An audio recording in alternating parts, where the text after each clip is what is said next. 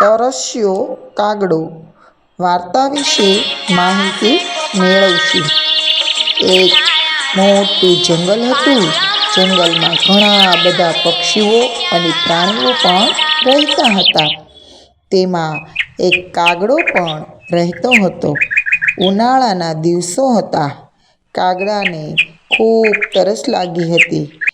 એક જગ્યાએથી તે બીજી જગ્યાએ આમ તેમ ઉડ્યા કરે અને બોલ્યા કરે। તેણે ઘણી જગ્યાએ જોયું, એક પણ જગ્યાએ પાણી જોવા મળ્યું નહીં। ઉડતો ઉડતો એક ગામ તરફ જાય છે। ત્યાં એક ઘડો પડ્યો હોય છે।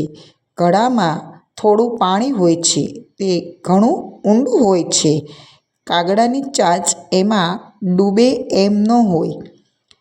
એટલે કાગડાને એક વિચાર આવ્યો। એણે આમ તેમ જોયું। આસપાસ થોડા પથ્થર પડેલા જોયા। કાગડાએ એ પથ્થર ઉપાડી ઉપાડી અને પેલા ઘડામાં નાખ્યા।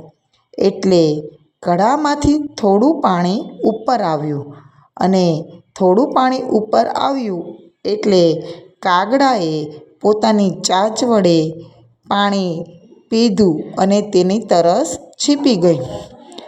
આ વાર્તા પરથી એવું બોધ મળે છે કે માણસ જે ધારે તે કાર્ય કરી શકે છે, પણ મહેનત પૂરતી કરવી જોઈએ।